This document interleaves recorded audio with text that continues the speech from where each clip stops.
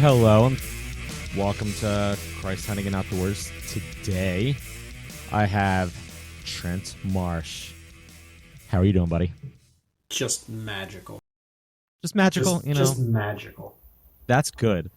So, Trent is with SPYPOINT, but I do want to ask you a couple questions about yourself. What is your title, and what do you do besides everything at SPYPOINT?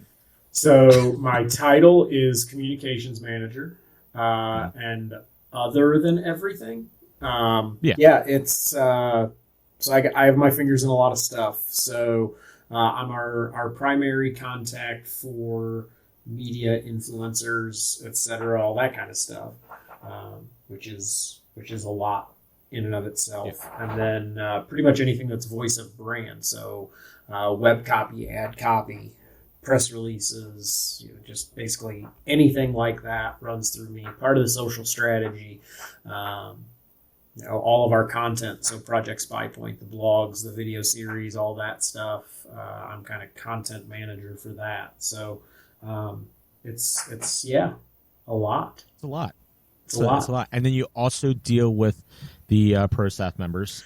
That's supposed to be other people doing that, but I end up helping with that to some extent. Yeah, So there's that, and then because that doesn't take up enough time, then I do a lot of freelance writing and stuff on the side as well. So yeah. So you're like a 17 sources of income kind of person. You would think so. Well, you have SPYPOINT, it would seem but then you like also, that. Right. Yeah, right. Do a lot of other stuff. Yeah. Yeah, exactly. That's kind of like me. Like, I have my full-time job, and then I own a business that is a brewery. Then I have another side company, part of the brewery, that does sauces and rubs, and then I have 3 kids, and 2 of them started school at 2 different schools and 2 different soccer teams this week. So it's been fun. Yeah, we're just getting into that. My oldest, I think, is in it's the 3rd partial week. And then my youngest starts preschool after Labor Day. So, we'll be adding that into the daily grind as well, getting everybody where they need to go. Yeah, it's crazy. My wife was like, we don't belong to ourselves anymore. Like, now we drop people professional chauffeurs. Yeah, that's all we are. And we work in between all that. So it's a really good time. Amongst other things. Oh, yeah. And then trying to get out in the woods and hunt. And then, which is why cell cams are great, because I don't have time to go to the woods and check my cameras every other day or every week. You know what I mean? I don't have time to go to the woods in general, let alone to go to check cameras. So exactly. So everybody thinks, oh yeah, you work in marketing in the hunting space. That must be so great. And you just spend all fall hunting and going with your TV shows. And I sat 6 days last year. Like I don't get to hunt. I've been in the industry about 15 years now at some different places, and everywhere I am, everybody always thinks they want to come work where I work, and it's like, why? Why do you think you want to do that? Oh, you get to go to ATA and you get to go to SHOT Show and you're doing that. I'm like, I'm chained to a booth. Like I don't get to see SHOT Show. I walk in, I stand in the same 20 by 30 area for 12, 14 hours a day. And then, it's not same thing with, okay, so why do you want to come work here? Oh, I love hunting. I said, okay, so what do you think I'm doing or what are you doing in November? Oh, I'm hunting the rut. I'm doing this at the end. Like I'm finishing trade show environmentals. I'm finishing press releases. I'm working on catalog. And that's the busiest time of year for me. So. No one understands that. Like and for me, like I worked at a Bass Pro for about 10 years. And I was at the NRA for about 4 or 5 years. And we say people come into Bass Pro and they would come in on like a Saturday afternoon and they're like, oh my God, why is it, you guys should have 27 people behind the counter. And I'm like, well, they also want to get out and hunt too. Like you, like you got to just chill. And they were like, oh, I didn't think about that. And I was like, yeah, man, like we are also hunters. It's retail. It's a part-time job for a lot of these people. Like, right. You got to give them a break. And they're doing it for a discount. to chill. But like in the beer industry, like everybody, because I was in the beer industry for the past 10 years, and people are always like, I want to work at a brewery. You must drink all day. Dude, you get tired of being around beer. Like, I Mm-hmm. know it sounds crazy, but Mm-hmm. you just get tired of it. You're like, I don't want to.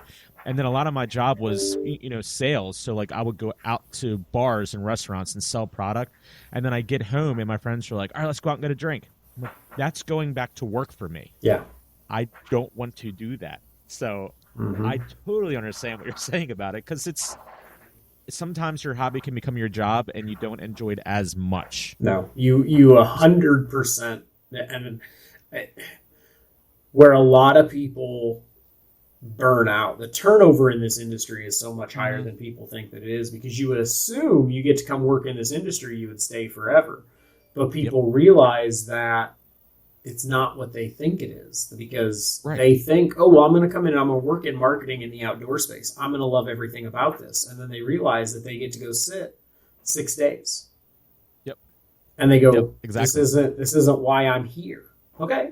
I've told multiple people when they say, oh, I love hunting. That's why I want to work in the industry. I'm like, you know what? The industry for you, if you seriously love hunting and being in the field that much, it's the asphalt business. Go get in the asphalt business, because you'll work really hard from April to September, and then you got all Yep. winter off because you can't do anything with it. That's true. That's where you need to be, because you have to enjoy being around it and not actually doing it as much as you enjoy actually doing it. And for most people, that's not the case. Yeah, it's 100% true. Which is why I want to talk to you about this, because people don't understand it, Mm-hmm. and it's always nice talking to somebody that like understands being in a certain industry doesn't mean that you are going to be enjoying that industry. Mm-hmm. I mean, you get to enjoy some of the benefits. Like, I mean, yeah, like when I was in beer, like I got free beer. When I was at the NRA, I got free cool stuff to try out and use, and I still use a lot of my stuff today. Like, cool. And I'm sure at SPYPOINT you got to meet. Your networking is really cool, Mm-hmm. but cool, you made some friends. Right. And Got it's some new product to use, but all right. and it's such a double-edged sword too. Like, Mm-hmm. part of the reason that I'm good at my job is because I don't care, which sounds terrible, right? Right. But you know, I've met and worked with some of the biggest names in this industry. Mm-hmm. I've met and don't work with some of the biggest names in this industry. Well, you can wink, wink, nudge, nudge, whatever you think that means on your own. But Mm-hmm. they're people. Right. And it's not just this space, like just in general, at a past position, I got pretty close to some folks more on like the political and mainstream news side, and had a conversation with one of them. It's not about name dropping, but had a conversation with one of them at SHOT Show. It's 12 o'clock at night. We're sitting in the Bellagio eating, because Mm-hmm. we were just sitting around, and I'm like, what? Why are you hanging out with me? Like, Right. they're like, well, because you treat us more like people than people that we're closer with. Yep. Like, at some point, if you get some of these folks off on a quiet conversation, they know what their job is and they're good at their job, but like the pedestal that some folks put them on, and it's a really weird dynamic. And for me, they're people, and I have to treat them that way, because we have a business relationship. We're not friends. We may become friends over time, but we have a business relationship. There's a list of things that I need to do for them. There's a list of things that they need to do for me, and it's not just all killing deers. Right. So Exactly. You have to have a level of objectivity about it that most people can't have if they're that big of a fan. You know, They just starstruck to do the job. Exactly. I get it. So you had touched on this a little bit, but you've been in the outdoor industry for 15 years. Where did you start your career, like in this industry, and how did you end up where you are now? So I started in an optics company and was marketing manager for an optics company for about 5 years, and left the optics company and did some freelance stuff. I was at a UTV company for about a year and then landed at SPYPOINT in January of 2019. So been here for almost 5 years now. So done some optics stuff, done some outdoor power sports stuff, and then the camera side of things as well. That's a cool little spread throughout Little, the industry. well, and then like I said, on top of all that, I do a fair bit of freelancing. I do quite a bit of stuff with deer and deer hunting. I've been doing a lot more stuff on the gun side of the industry lately, doing some stuff with Concealed Carry Magazine. So that's the magazine of the United States Concealed Carry Association. Have some stuff upcoming for Guns Magazine, Whitetails Unlimited, some of the like shooting sports retailer and hunting retailer, do some stuff for some of the industry magazines as well. So breadth and depth. Yeah. And my job at the NRA, I was the firearms inventory manager. So like I was the direct contact for like guys like you. We would have our guys that were out there writing, and we get in certain guns. I'd reach out and say, hey, I'm going to send you this gun. I send it to the FFL, do all the paperwork, like all behind the scenes stuff to get it to you. You go to your FFL, do your background check multiple trillions of times just to get the gun that you know you're going to get.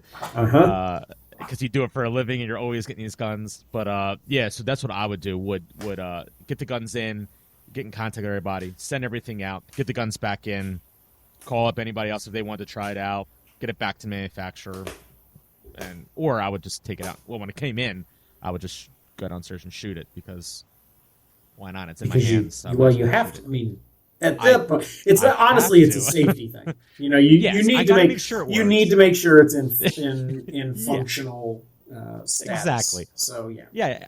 I can't send it to you in good conscience without having fun. Exactly. Exactly. Yeah. So that's what I did there for years. And and so there's and it's another one of those things that people don't think of, but it was just snuck in there. Getting it back to the manufacturers. Yeah. Like everybody think, oh, you write about guns, you get all these guns for free. No. What guns do I get for free? Like you were at the NRA. If there is an entity that somebody would be like, no, you just keep it, it's the NRA. Nope.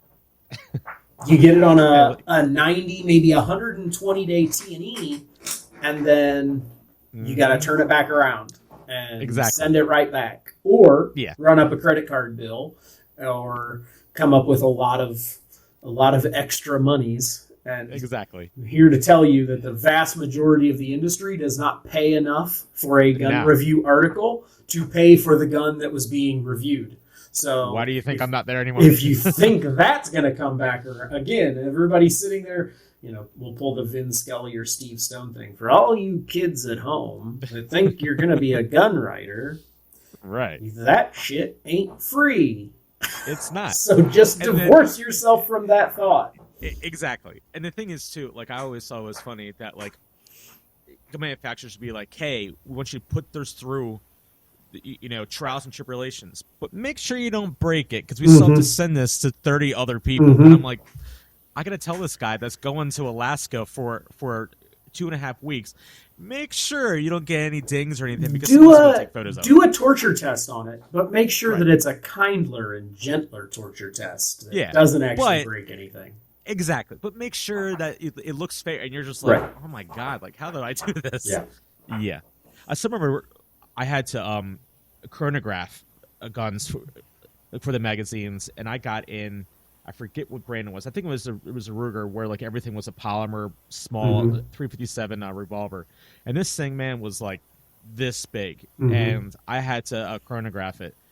And I remember I put my hands by the chronograph, and I'm sitting there, and I'm pulling the trigger, and it's not reading, and I was in so much pain because I couldn't get two hands on it. I woke up the next day, and from like the pad of my thumb all the way up here was completely swollen. I was like, I can't believe how much I hate my job right now, and I'm shooting guns, and I'm like, I hate it. Like, I don't want to I couldn't do it. I couldn't write for a week. It was terrible. I know that's like, like first world problems. Like, right. Oh my God. But still, it's for it's most people, once you get to that point, it's not enjoyable anymore. Yeah, I was miserable. I have the same, everybody that hunts thinks they want to hunt for television. Man, if I could just, a TV show would be so awesome. That's one of those tell me you've never hunted in front of a camera without telling me you've never hunted in front of a camera type things, right? It sucks. I've done it. I'll do it again. Like it's a thing, but it sucks. And insert big name hunter A, B, X, Q, or R here. Yes, they kill a lot of deer and they get to go cool places and they do whatever. Again, most of that stuff not free. Maybe it's discounted, but it's not someone's free. Paying for it. Exactly. It's getting paid for. But I will contend that there are more big deer still walking around this earth because of not enough camera light than you can possibly fathom.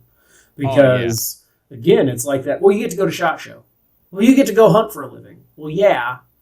But you ever tried to use a camcorder that last 20 minutes of the day? The prime hunting time. When are you normally killing your deer? First 20, last 20. And it doesn't work out that way. And that the other part of it, and this part goes unsaid a lot of the times too, the sheer number of hours that those professionals have to put in on stand to, let alone 13 episodes. But if you're doing a show 52 weeks a year and need 26 original episodes, that's 26 minimum successful hunts that you need to have. They're spending, the folks that, maybe they only get to sit Saturday and Sunday mornings 8, 10, 12 times a year. Man, I wish I could hunt more. Okay. But you take that to the absurd extreme of, man, I wish I had my own TV show. You'll spend 60, 70 hours a week in a stand. And you'll do that for 3 months. Come back to me January 15th in southern Minnesota when it's 12 degrees below zero for the high and tell me if you love sitting in a tree stand for 14 hours a day in that weather. Yeah, seriously. And it's funny. Like my last guest was Caitlin Moss, and we were talking about that. Like I said, how did you go from a person who's putting out videos to now doing your YouTube and other side things, but how did you go from that to full time? And she said, I gave up everything else. Gave it up. She said, I would literally get up in the morning and I would go hunt and film. I would drive an hour back to college. I'd do my college. I would drive an hour back and then I would sit. Then I would go home. I would bartend. I'd get 2 hours of sleep and I'd do it all over again. And she said, and I did that every single day during hunting season. Every day. And she's like, I thought I was going to die. But some things worked out for me, so I was able to do it. And she's like, and I put in so many hours. And that's what she was just telling me, that, it's not just I get up and I go out and I sit down and I shoot. She's like, the amount of work that it takes to do this, I had to give up everything to get where I'm at now. And I don't think people are willing to do that if they wanted to do that. But they're not willing. No. And only the certain few are. Yeah. And that's what makes them the people like the Drury brothers. I mean, those guys, I think everybody looks at the Drury brothers and they're like, all right, like they're like one of the epitome of like what you see. But they also own construction companies that they're able to step away from and do this and also have funding from their successful company and do it. It's not just they just do it. There's the time period where everybody became aware of the Drurys, and then there's the 15 years before that while they were kind of toiling away, not getting to where they got. They've been around for forever. And that's honestly, that's the story with most of the, there's, it's one of those deals where everybody they think that, oh, well, they just landed on Sportsman's Channel and XYZ. Well, no. No, there was a whole lot of really lean, really bad years before you ever saw them get to where you now see them. Yep. And that's the stuff that most people can't endure to get to. That's the thing that, like, the story that's always impressed me with, like, Lee Lukoski. He was a chemical engineer making 6 figures, quit his job and said, I don't want to do this anymore. Mm-hmm. And then started doing freelancing. And that was his income, and worked his way up. Mm-hmm. And just did it and did it and did it and scrounged his life together until finally got a big break. But he quits a chemical engineering job that making a ton of money because that's what he wanted to do. But people can't, like, I can't do that. I can't quit my job and be like, I'm going to hunt. No, I got a family. Right. I I don't want to have to worry. I like going to work, get my paycheck, working and going home. And that's me, but some people aren't built like that. So we'll kind of shift a little bit. We're talking about products and cell cams, which is what SPYPOINT's known for. But a few years ago, SPYPOINT wasn't really as big of a name as they are now. Mm-hmm. And the Link Micro kind of took SPYPOINT from they were known, but they weren't what they are now. Yeah. Now you go from not having a ton of recognition to having the most, or the one camera that's there's more of that one camera in trees now than any other camera. Mm-hmm. How explain that process, how you go from that to here, and like the growing pains. Mainly you just have an incredible marketing person that really does all the heavy lifting. Yeah. And of course. Yeah.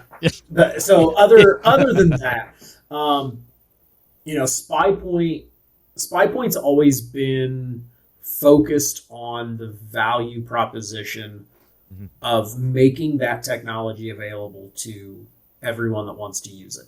I'll date myself a little bit. My first trail camera, it was a secondhand gift from a friend, but it took 8 D-cell batteries and still used rolls of film. I remember those. And cell cams have actually been around longer than people think, but when they first came out, the cameras themselves were $1,000, and you basically had another cell phone bill, which, again, go back 15, 20 years, real expensive. Cell phones were not as ubiquitous as they are now. Right. And yeah, it was $70, $80 a month just for that. It cost you to text. Needed another line. Oh yeah, when I was in college, I wasn't allowed to text. It cost me too much money. Folks for 39 cents every time one went through. That's not going to work. So the focus for SPYPOINT has always been how do we not make this a luxury item for just the absolute most well-off hunter? How do we make this technology available to any hunter? And my first official day on the job was ATA of 2019 when we launched the Link Micro.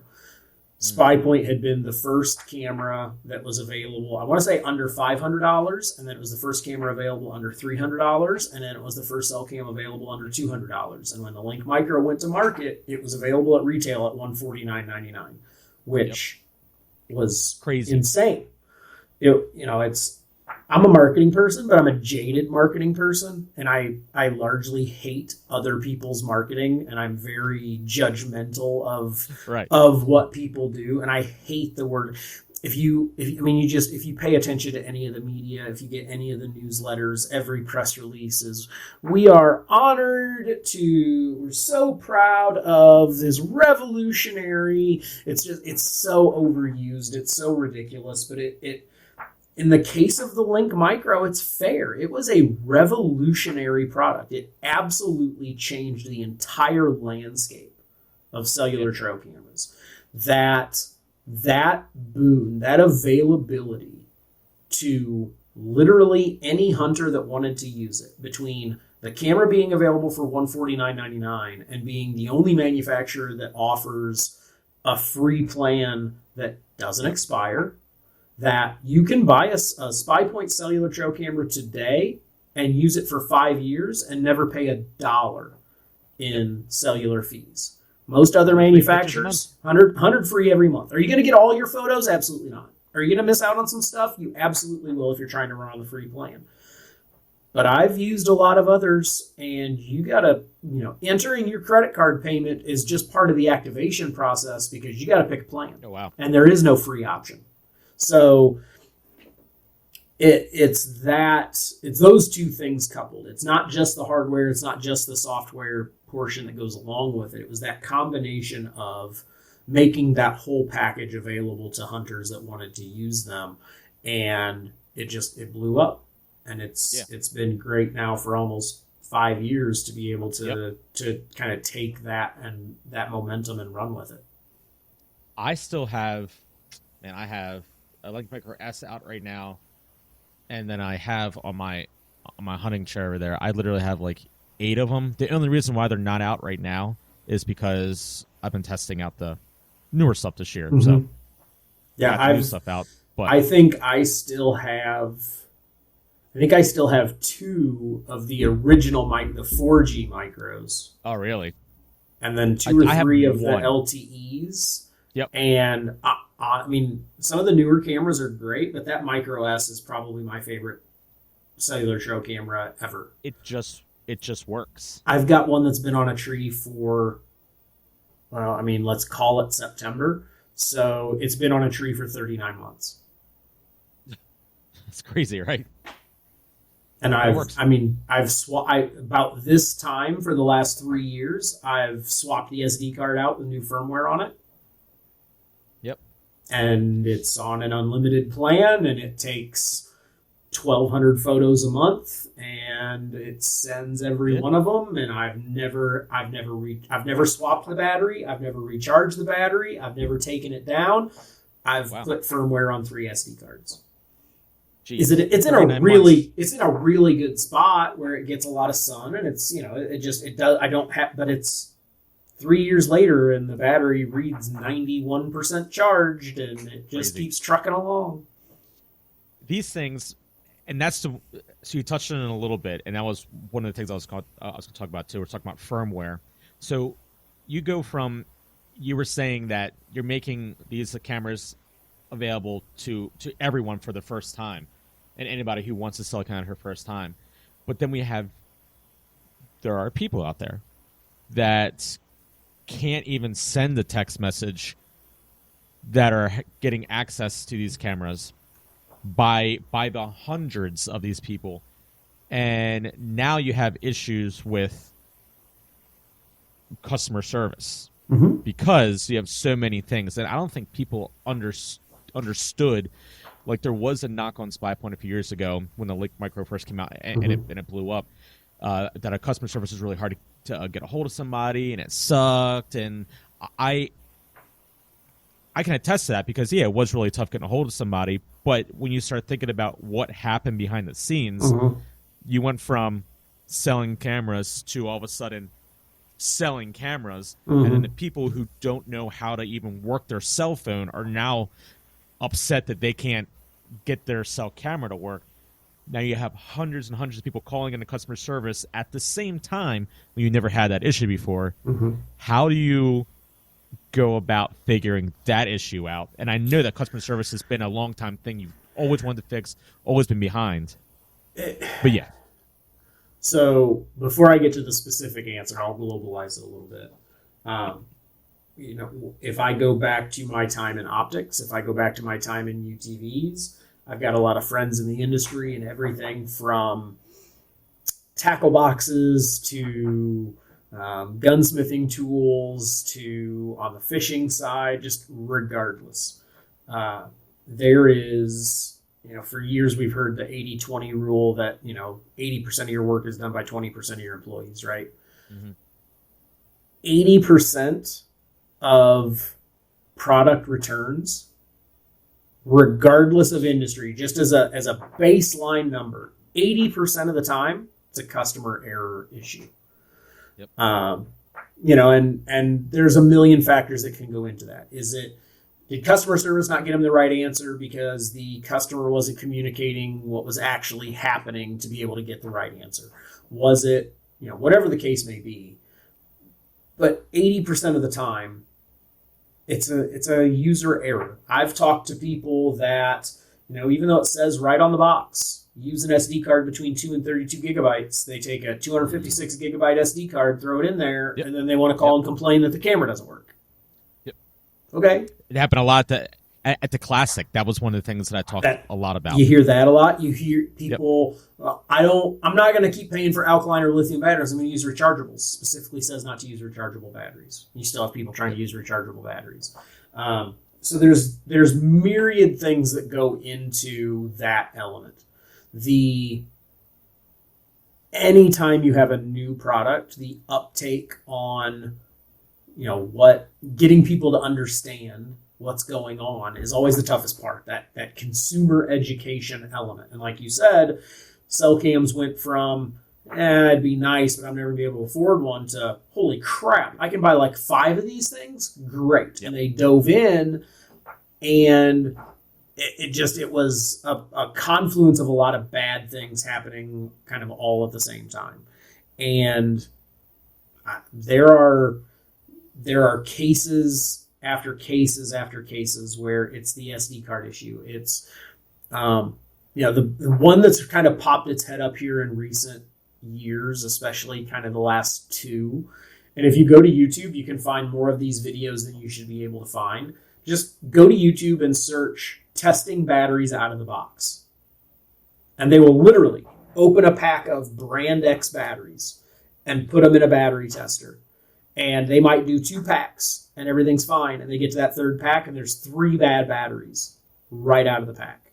Crazy. The flow chart, not for SPYPOINT trail cameras. I will tell you, this is the flow chart for trail cameras, cellular trail cameras across the board.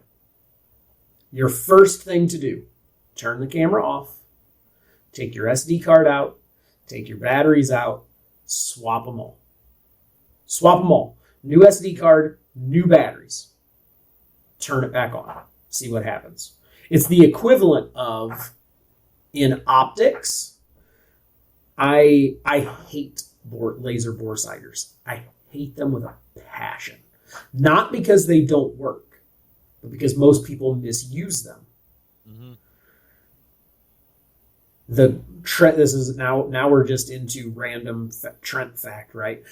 I'm telling you, if you ever mount a scope and you have to make more than 1 revolution, that's 16 MOA of adjustment, to get that sighted in, go back to zeros and stop. Take it apart.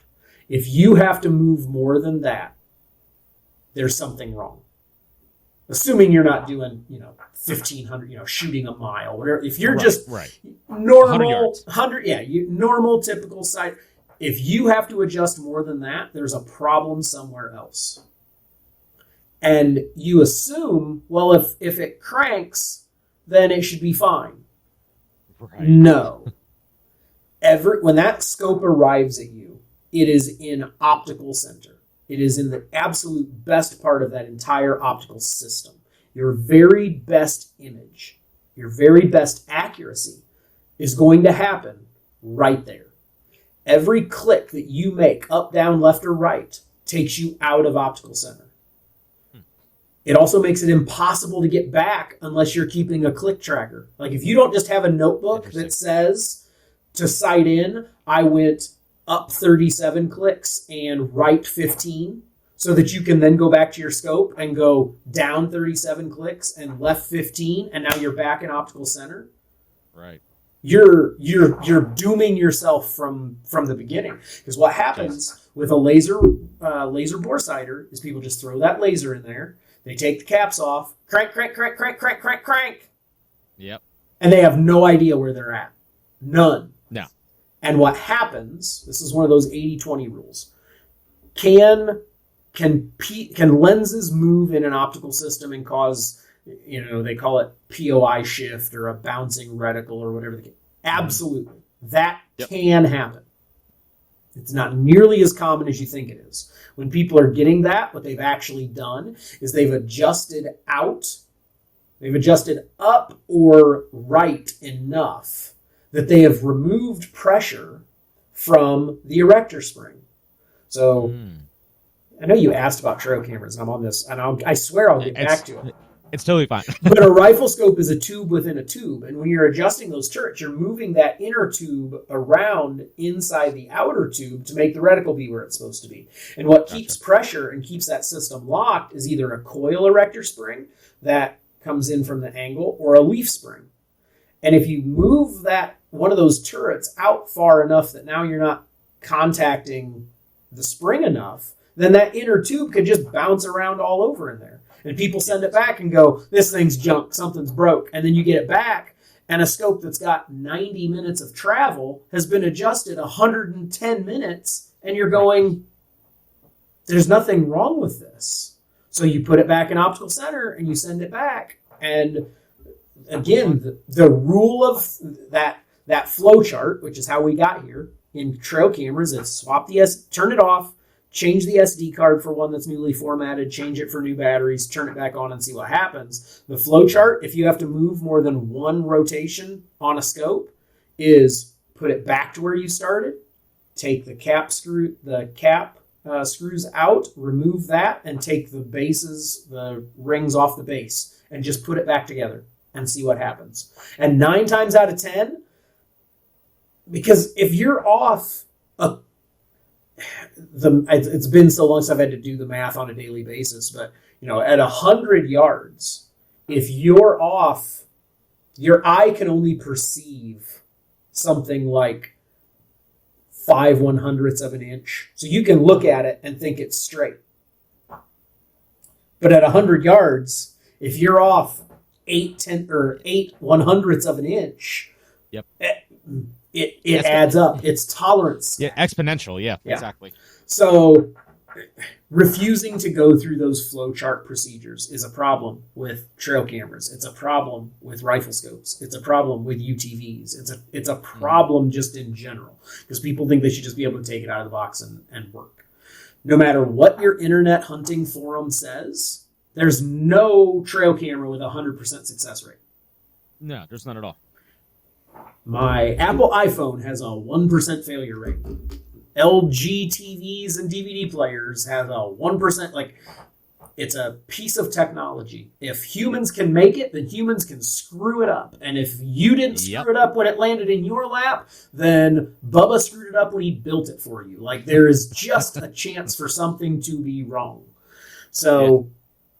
yeah, when you call our customer service, if you just take that number, just take that factor and extrapolate it out and say 1% of every SPYPOINT camera and 1% of list whatever brand you want here, looking at the sales figures over the last 5 years, I can tell you 1% of SPYPOINT trail cameras is a far bigger number than just about anyone else out there. So, we're going to have more people in our customer service queue because we have more people not in our customer service queue. Exactly. Because we're selling that many cameras. Yeah. But again, and it's crazy. I've spent a lot of time to go through and create videos and blogs and self-help things where this isn't working. What do I need to do? And, actually do it. Do that flow chart. The number I'll tell you. All right, now you didn't ask the question. I'll ask it for you. Trent, what's the thing that just pisses you off most about anything? And I'll tell you. That was my next question. That was amazing. It is, I went to the store and I bought this trail camera and I'm going to drive from the store to the woods and I'm going to mount that thing up and walk away. Mm. That's like going to a car dealership. Yep. Getting ready to go on a 6,000-mile cross-country road trip. Buy the car sight unseen and say, here we go. Nobody does that. You don't do that with anything, but they do it with trail calm cameras. Down. I know. Jeez. It's this. I know. Smacking your microphone. It's terrible. But it just, if you run into a problem, what can you do? You don't have a computer there. You might not, you might not have great phone service there. Whatever the case may be, pick them up, take them home, make sure they work, set them on your desk, walk around, let your kids run in front of them, put them in front of your dog food bowl. Hey, is this working? Yeah, cool, sure, great. If you would just do that. Yep. I work here. I go out of my way to not have to use like special customer service, like, because yes, I work here. I know people I can pick up the phone if I run into a problem and ask.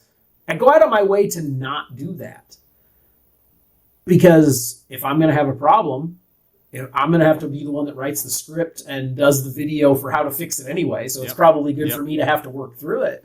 But so many problems are just resolved by, did this work? Yes, it did. Did it not? Let me do the flowchart thing. Oh, okay, that worked. Cool, now we're golden.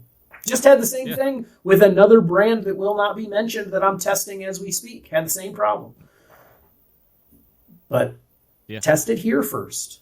Test it at home first. Make sure that it works before you just go dump it in the woods. Exactly. And that's so the one thing too I think that people don't understand that SPYPOINT preaches is firmware updates. Every camera needs a firmware update. Mm-hmm. Even ones that aren't cell require firmware updates every now and then. And if you want to get the most out of them, absolutely. Your DVD player has firmware. Like, if it's electronic and something changes, it has. How many times does your phone update its? All the time. All the time. Your cell camera is essentially a cell phone. Yep. How often, when you get the little notification that you need to update this, does it say minor bugs and fixes or connectivity improvements or whatever the case may be?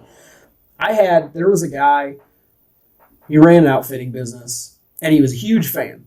Loved his SPYPOINTs. Loved them. For 2 years, he loved his SPYPOINTs. And then random Thursday morning in whatever month, it was a heel turn. These things are junk. I'm getting rid of these. Can't stand them. Whatever. And I knew of the guy, so I saw it on his social, and I reached out and I'm like, "Hey, don't know if you know or not. I work there. What's the deal? There's all of them stopped work. These things are junk. They're trash. I'm replacing them. These are garbage." I'm like, well, hold on. Let me get you to someone that can help. Right. And I customer service looked into it. He had cameras that were 3 years out of the last firmware revision. 3 years. Yeah. Try not updating your phone for 3 years. Oh, you can't. You can't do it. Like, that's the reason why, like, the iPhone said, hey, we're phasing these older models out because they can't handle the new firmware updates. Yep. So that's what happens. Like, you need to have it. The other one, we had a guy, he came up to us at one of the trade shows, and same thing. In the last handful of years, 2 or 3 specifically, with the 3G sunset and 5G coming online, there's a lot of phones that just they literally said you can't use these anymore. They're not going to work on the new where we're at. He came up to the booth to complain. Well, you really should future-proof these things a little bit more. Future-proof what? What do you think it? You want me to put a not yet developed cellular connectivity modem into a trail camera to future-proof it for a technology that doesn't exist yet, right? So that you can use it for 10 years? At that point, you can get a new Link Micro for $89 at Bass Pro during the Classic. Like, just go get it at that point. It's crazy. I get, not everybody, it kind of goes back to even working in the industry. It'd be nice if this worked better. Well, yeah, it would. It would be nice if this lasted longer. Yes, it would. That's trail cameras in general. I mean, take your cell phone, strap it to a tree out in the woods, and just leave it there for 3 years. And then also, no way of charging it. Right. And then have it send pictures at every detection, and you have 600 pictures a night. Yep. And then don't let the batteries drain. And if they do drain, get pissed off that they drain too much because you set it for every detection. It's kind of like the complaint, and I'll be the first to admit, yes, the process of air travel frustrates me, but it's more of a customer service thing. But you got onto an enormous aluminum tube and sat in the sky at 600 miles an hour and went from New York to Los Angeles in 5.5 hours 100 years ago, that was a journey of 5 days. Right. And that's a problem because why? You want to go back to decel. Like, if you want to talk about the problems with trail cameras, let's go back to 36 exposure film roll cameras. Yeah. And all the same other issues. There's 30 pictures of squirrels and raccoons. There's 2 pictures of the tree moving for nothing. And then there's 1 picture of a deer butt walking by where you can't even see it. And you go through a set of D-cell batteries every time you change the roll. Like, we are in the golden age of technology. If the biggest 100%. problem you have is you need to go run a power cycle every once in a while, or you need to, it's not, and the other thing with firmware is it's not like once a new firmware comes out, it just stops working. Like, right. You literally have to be like 5, 6, multiple years of revisions out before it just says, done. I can't do it anymore. Exactly. So if you can just, generally speaking, my process for keeping everything working is, in a perfect world, I'm done in the woods by middle July. My stands are moved, hung, everything's trimmed. Does it ever work that way? Absolutely not. I'm usually wrapping up about middle of August. But still, I just finished last week. our season doesn't open till, it's not an early season. Indiana doesn't open till October 1st. So I'm still giving it more than a month before I'm out and I'm done, right? That's my goal. I want 6 weeks. If I can get 6 weeks where I'm not in there, great. So that's when deer season kind of starts. So what I do is when turkey season wraps up, so shed season is over, turkey season is over, I go pull all of my cameras. I bring all of my cameras in. Even if I'm running double A's, they get pulled. All of my cards get pulled. If I want pictures, I save them. Everything gets formatted. I go through all the cameras. I got a little cleaning toothbrush and a little pick and some alcohol wipe and just go through everything. Sometimes it takes 3 days to do it. Sometimes it takes a month because I get busy with other stuff. But I go through everything. I check all the firmware on all the cameras. If it needs updated, I do a firmware update then. Fresh batteries, charge all the rechargeables.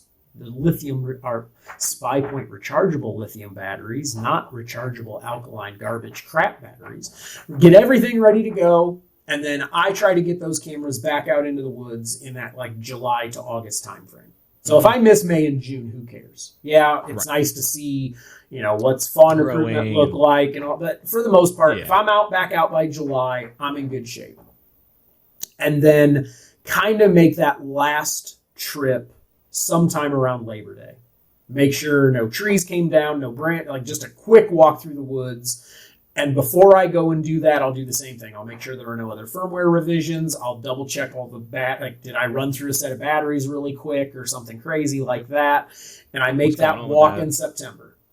And from that point on, I'm probably going to, even if I have a set of batteries that dies, I'm going to be on that property hunting at some point between October 1st and December 31st, where I can put another set of batteries in or swap a new rechargeable battery pack out or whatever the case may be. If you do that firmware, as long as you updated it July or August, even if a new one comes out, you can wait all the way through so then I leave them out. I'm watching for sheds and I'm doing that early turkey season scouting. And then when that's over, that's my pull it. If you do that just once a year, make sure everything is right up to date once a year on that kind of, and if you don't turkey hunt, then you can pull them whenever you want. But if you can get on that type of a cadence where down Memorial Day, up Labor Day, fix everything in between, that's a pretty good baseline for keeping your cameras working for the part of the year that you really need it to work. Exactly. Yeah, that's what I do. When I pull my cameras, I pull everything out. I go through.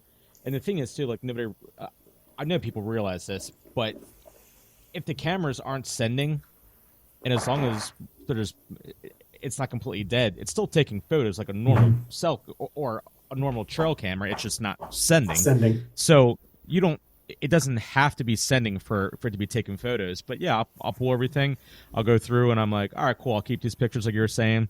I format everything, and then before I put them back out, fresh batteries, make sure all the firmware's up to date, put them out, and I don't have any problems. Like I might run into like an issue where I'm like, hey, it's not taking photos, and I'll go out there and look at it, and I'll do what we talked about: pull the battery out, pull the SD card out, let it sit for a second off, put it back on in. And 99% of the time, fires right up. I'm like, all right, cool. And then I go about my day. It's really easy. Now, when we're talking about future proofing, which we can't do, but what's the timeline when you're creating a new product? Like when the Flex came out, I know it was something that was in development for a little bit, and it finally comes out. But like what? Is it just like a hunk of do you like retrofit a Link Micro with the things you want and then put it out there and see how it works and then come up with a chassis and a body behind it, and then, or like how does product development work in this industry? It really, really, really depends, and I'll speak broad strokes just because, oftentimes, regardless of what the product is, you kind of have a baseline for adoption, right? If you're going to make a new product, you expect it to do this, or it needs to do this to pay for itself. And that can be rifle scopes, that can be guns, that can be bows, that can be trail cameras. If it becomes a hit, you may hold on to that product longer just because why would we change this? A good example is the LM2.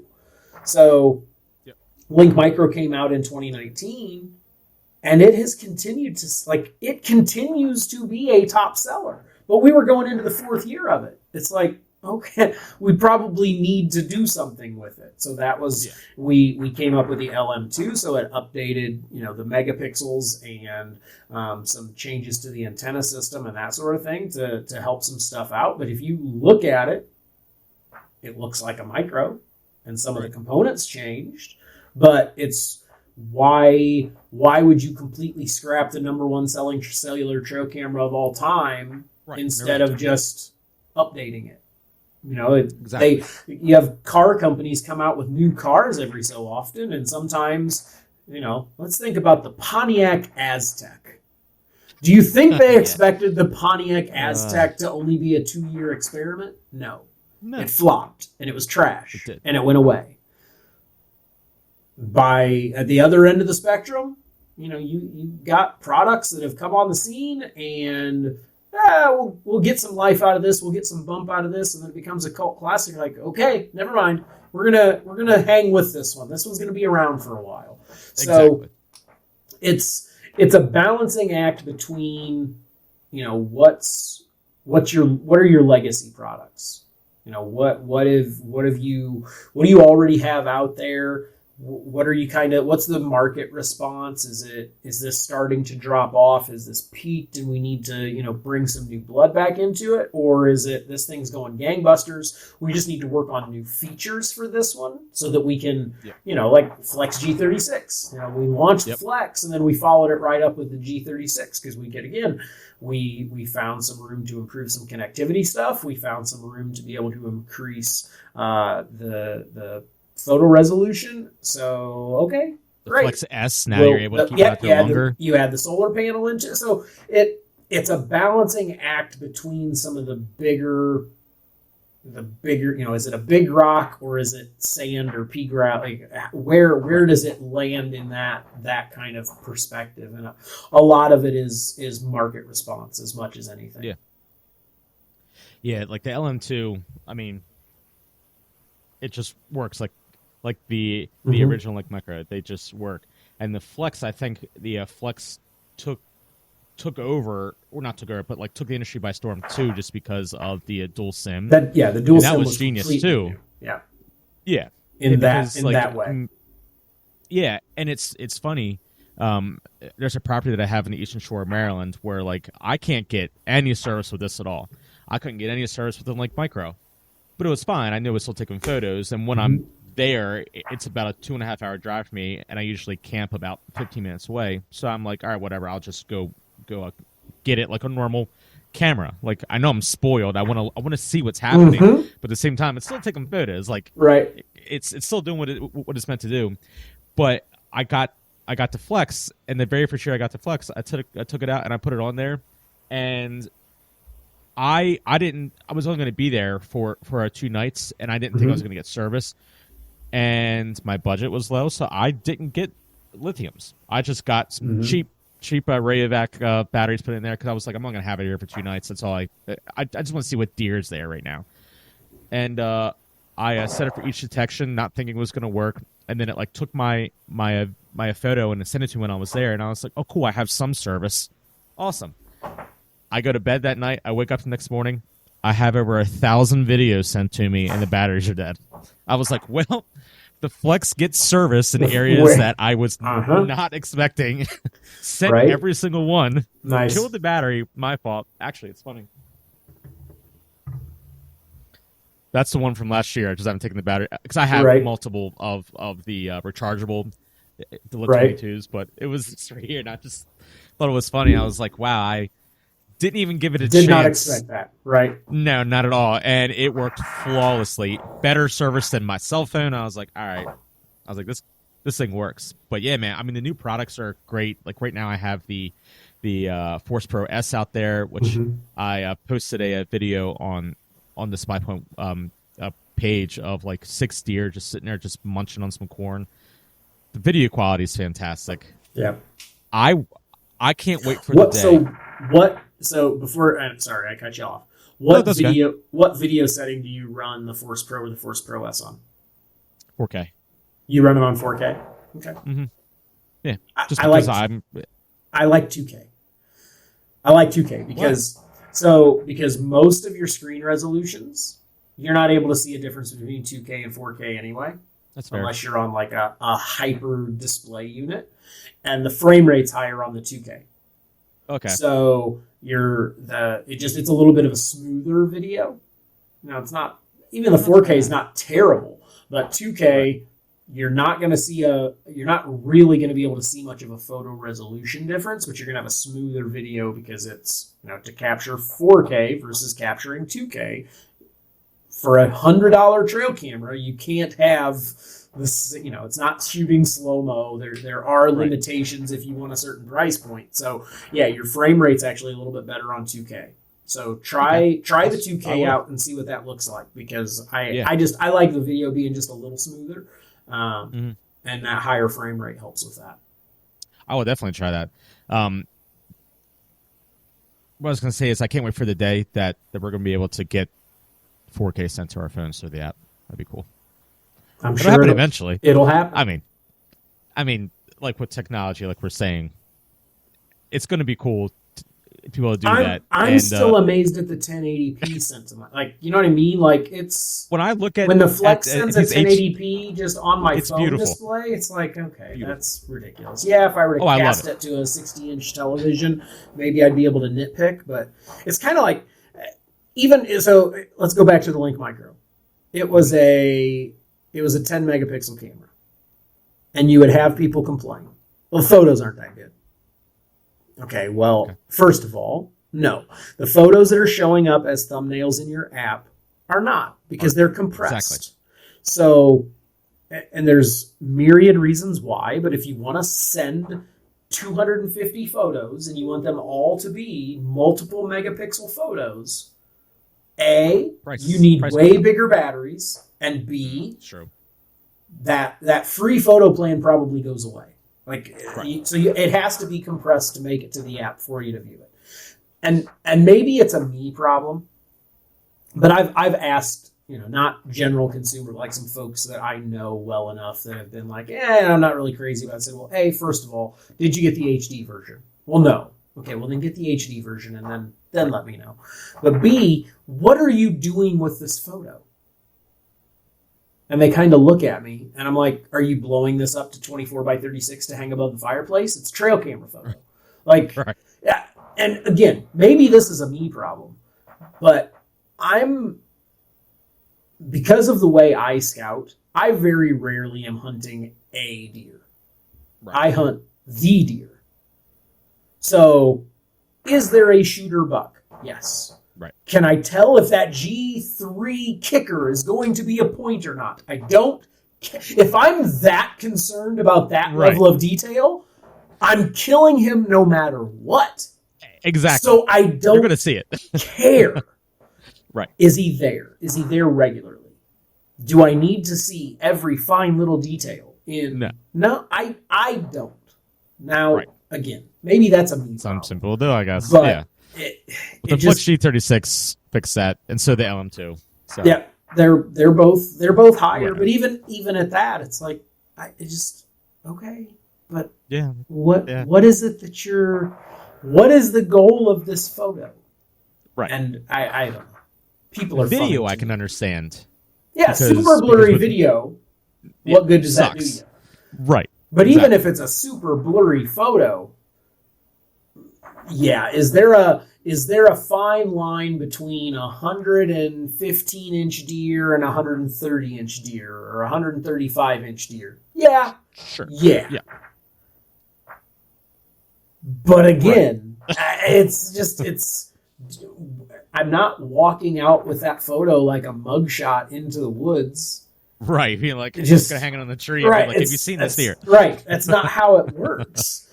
So again, I know that it's probably a me problem. I don't really understand sometimes where some of that silly stuff comes from. It's like because people are silly. You know that there's a deer there. He's been in the same spot for the last 3 days at the same time. Are there antlers there? Yeah. Do they look big? Great, go kill him. Tell me how big it is when he's on the ground. Go shoot it and then take a picture with your phone. Exactly. You want to do it that way. Exactly. The instant mode on the Flex S is really cool. Yeah. It was funny. Like I put the camera out, and then I was like, I just want to see. Like I put the camera out, put some corn out, and like an hour and a half later, I was like, I just want to see if anything's there, and I hit instant, and within 30 seconds, 45 seconds, had deer I could look at. I was like, huh. I was like, do I need this? No. Is this effing awesome? Yeah. Mm-hmm. It was just cool just to be like, I can look right now. I want to see what's there right this second. Mm-hmm. And it was just cool to do.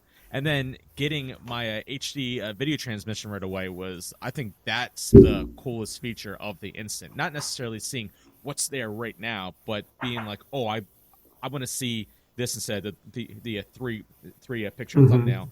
I want to see the video right now. That's the best part about the instant, I think. Right. Like, that's just cool. It's a fun feature. It's a really fun feature. The cameras are fun. I mean, there are certain states that are getting rid of game cameras, which is mind-boggling to me. Like truly mind-boggling. But we always when you've got some that are doing away with trail cameras and like not just cell cams. They're getting away with from trail cameras in general, which is insane to me. But I mean, that's a different. We've already gone an hour, and and we could go on. Yeah, maybe we'll do another one about that, like a legislation with everything. But the thing I'll always post when I post like the stuff with SPYPOINT is a hashtag "The future is here," because it really we are living, like you said, in the golden age of technology with this stuff. Like this is cool. And it's only going to get better. I'll just because I can't let it go. The trail camera thing. It's the arbitrary nature of going after trail cameras that bothers me. Again, my background is in optics.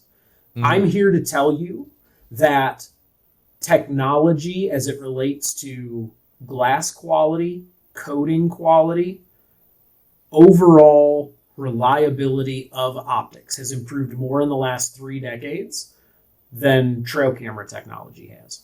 And it's a straighter line from, can I see this deer through my scope so that I can kill it? Yes. To that deer actually dying than trail cameras. Yep, I agree. Teddy Roosevelt never used cell cameras or trail cameras. You're right.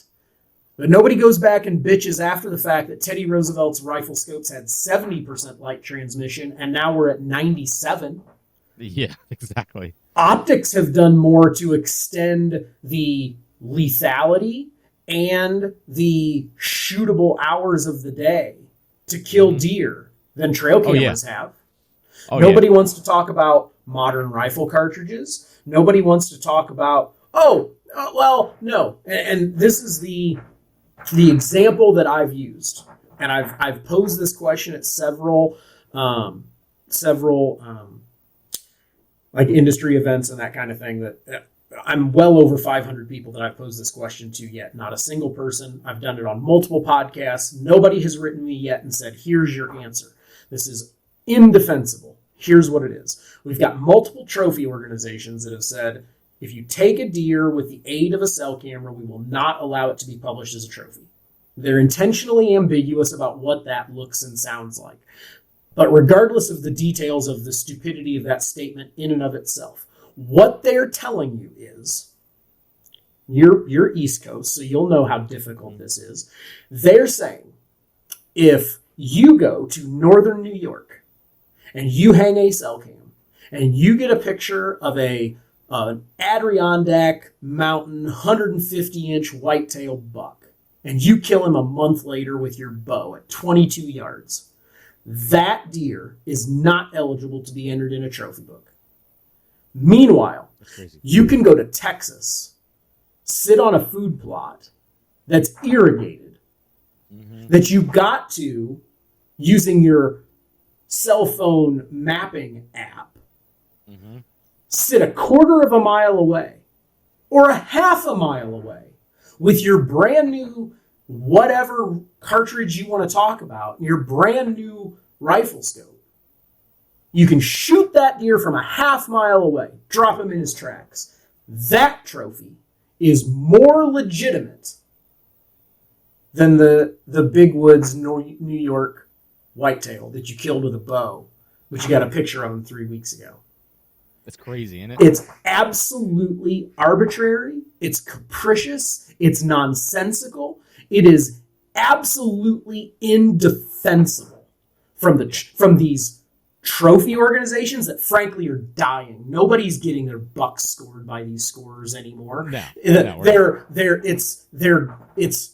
This industry has a tired old white dude problem of a bunch of tired old white dudes thinking that they get to tell everybody else how they should and could do things. It is, so the mapping apps, not a problem. Modern scent control, not a problem. No. Camouflage, optics, rifles, none of that is a problem. Cellular trail cameras are a bridge too far. Tell me you're an idiot without telling me you're an idiot, because it's an absolutely indefensible stand to take. I agree with you. I talk to hundreds of hunters every year. Far more of them tell me that they had their hunting season ruined by trail cameras than that they were successful because of trail cameras. Because they were standing in Subway and got a notification that that buck was there. They were sitting in the stand 150 yards from where they wanted to be. Right. And that's the other thing. Well, you get this notification on your phone that the buck's there and you can just sneak right in and kill him. No, you can't. How often is that? Like, I'm standing in the line at Subway. I can't teleport. Even if I'm on the hunting property, is the wind in? Have you ever tried to actually sneak up into bow range on a whitetail? Good freaking luck. But social media plays into it because we see people have success, so we just assume everyone's having success. When I give this presentation, I've got about 200 photos of what I believe was a 200-inch free-range Indiana whitetail buck that had 3 people hunting him. Half my photos are daytime. I've got 40 photos of him standing 18 yards because I walked it off from a tree stand. He was day walking during the Indiana rut in 2020. He's still alive.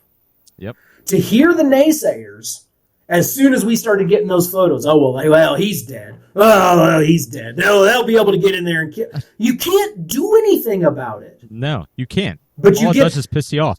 But then you get that picture of a buck in September when he's on his walkabout, and you wait for him to come back, and you're sitting there waiting for that 170 to come back, and he never does. And then you eat your nice warm bowl of tag soup because you had that trail camera telling you X, Y, or Z. It's just on its face. It's just the absolute most pointless, willfully ignorant, banal argument that I can ever possibly hear. It just drives me up the wall. I get it. Well, tell us how you really feel. I would. If I were able to emote, and I've been you just say that because you work there. Tell me you don't know me without telling me you don't know me. I've got lots of opinions about lots of things. And that's true. One thing that I am wildly consistent on is intellectual dishonesty. It pisses me off more than anything else. And the argument that somehow cellular trail cameras are an unfair advantage is the most intellectually dishonest argument that can possibly be made when I can hold up 20 other products that are so much closer and draw such a straighter line from this product existing to the deer dying that nobody bats an eye at. And it just... But we don't want to have that conversation because we've got an easy boogeyman. We're gonna go after it. If you are just strictly going... Because that's what's happening is they are assuming the worst possible intention and outcome for a piece of technology. Yep. Assuming it. We have to do that for everything then. But they don't want to. You don't want to do that. Well, with this rifle and scope combination, you could shoot up to a mile, even though that's not safe in the state that you're in. So you're going to outlaw all of them? Right. And now I've spoken that into existence, so the idiots probably are. But regardless, if you're just going to measure every piece of technology and every product against the worst possible way that they could be used, then our entire industry is dead. Because you can never account for people with bad intentions. You can never account for criminals. You can't account for poachers. You can't account for murderers. And all of everything that we use can be used in a nefarious way. So can a crowbar. Everything. So can a claw hammer. So can a cell camera. So can a 1982 Buick LaSalle. It doesn't matter. Everything out there can be used for nefarious intent. But we don't legislate anything else in that way. No. Well, thanks, Trent. Yeah? You don't regret it? No, I don't regret it at all. We didn't look back and say, well, that was a mistake. Nope, not at all. No. That was great. Well, you know what? We got to do this again. Because of different topics to talk about, because me and you could talk about stuff like this all day, every day. We didn't even get into some of the stuff that I was going to talk about, like favorite foods to cook and eat and all that stuff, because I hear your phone going, and I got work too. But, it never stops. Yeah, you can't go by my phone. I forgot to shut the notifications off. Yeah, we gotta I thought I did. And I've got an elk hunt this fall. It'll be my first elk hunt, so maybe we'll either have, hey Trent, let's talk about how well your elk hunt went. There we go. Or, hey Trent, let's talk about the unmitigated disaster that was your pretend elk hunt. That's the follow-up episode. Next month, I'm going to New Brunswick, Canada, to hunt bear with bow for the first time in my life. There you go. I'm going to take my Force Pro up there, just so I can get footage of bear. Yep. I was going to take the Flex, but then I was like, oh, wait. It's not going to work. I can't use that in Canada. Yep. So I'm just going to take the Force Pro up. That works. Why not? I'll get it up high, aim it down so no bears attack it, just to get some footage for us to use. You know? Yeah. Well, why not? So I like it. Well, cool, man. Thank you again, and I will chat with you in a second. Sounds good.